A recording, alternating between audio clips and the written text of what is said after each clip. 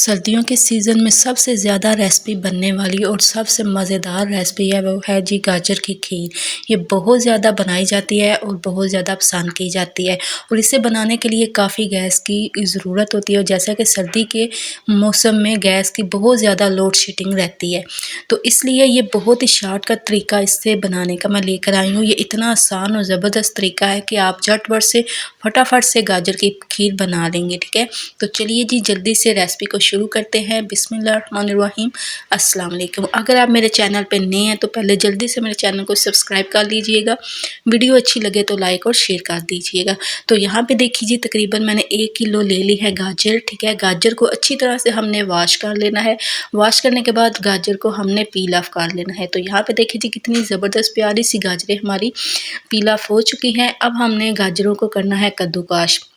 ठीक है, अगर आप गाजर का हलवा बना रही है ना तो आपको इसको कद्दूकस करने की ज़रूरत नहीं है, आप ऑलरेडी इसको ऐसे ही बना सकते हैं। ठीक है, पका सकते हैं। तो क्योंकि मैं जो है गाजर की खीर बना रही हूँ तो इसलिए मैं इसको कद्दूकस करूँगी और फटाफट जल्दी से इसको कद्दूकस करने के लिए मैं चॉपर की मदद से इसको कर लूँगी। ठीक है, अगर आपके पास चॉपर है तो कर लीजिएगा, नहीं है तो आप हैंड की मदद से भी कर सकते हैं। तो यहाँ पे देखिए जी कितनी ज़बरदस्त सी हमारी गाजरें जो है वो चॉप हो रही हैं। ठीक है, सॉरी कद्दूकस हो रही है। तो ये बहुत ही ईजी और आसान तरीका है। इस तरीके से आपका टाइम भी बच जाता है और बहुत शॉर्टकट तरीके से ये कद्दूकस हो जाती है। तो यहाँ पे देखिए जी कितनी ज़बरदस्त सी हमारी गाजरें जो है वो कद्दूकस हो चुकी है।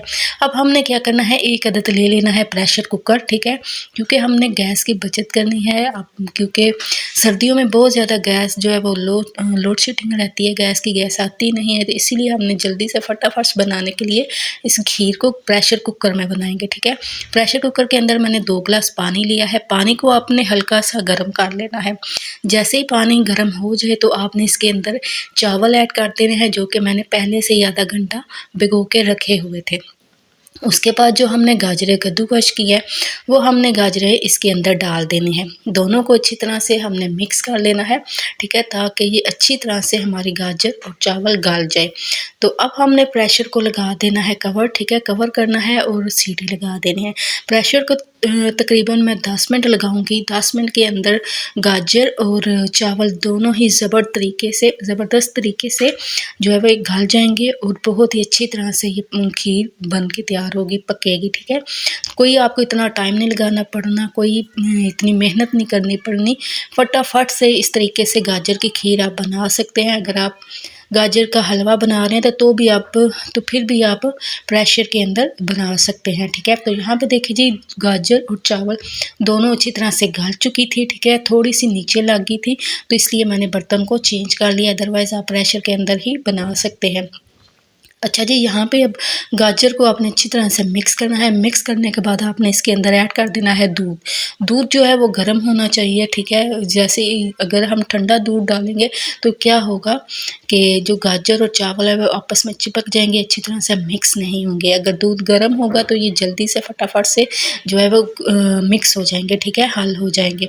तो अब ये दूध यहाँ पर डाल के अच्छी तरह से हमने मिक्स करना है। अच्छा जी, 1 किलो गाजर है और तकरीबन आधी प्याली जो है वो चावल मैंने भिगो के रखे थे और 3 किलो दूध ले लिया था। ठीक है, 3 किलो दूध का मैं फार्मूला आपको बता रही हूँ। बहुत ही टेस्टफुल ज़बरदस्त इस तरीके से खीर बन के तैयार होगी।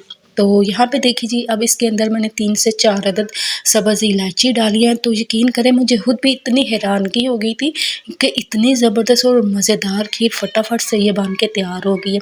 अगर घर में मेहमान आ जाए ना तो आप जल्दी से इस तरीके से इस खीर को बना सकते हैं और बना के सर्व कर सकते हैं। तो यहाँ पे देखिए जी अब हमने खीर को हल्की आंच पे तकरीबन 10 से 15 मिनट पकने देना है। जैसे इसको बॉयल आ जाए तो आपने क्या करना है, इसके अंदर चीनी ऐड कर देनी है। चीनी अब आपने अपने हिसाब के मुताबिक डालनी है। यहाँ पे मैंने तकरीबन 2.5 कप जो है चीनी डाली थी, क्योंकि हम मीठा थोड़ा ना तेज़ खाते हैं। अगर आप मीठा कम खाते हैं तो आपने अपने ही हिसाब से चीनी डालनी है। ठीक है, तो चीनी डाल के अब आपने इसको पकने देना है। ठीक है, और यहाँ पे मैं थोड़ा सा नमक भी ऐड कर रही हूँ क्योंकि मीठे का जो बैलेंस है ना वो इक्वल हो जाए। ठीक है, तो आप नमक ज़रूर ऐड करिएगा। बहुत ही ज़बरदस्त टेस्ट आता है नमक डालने से। अब खीर को हमने हल्का सा पकने देना है, ठीक है।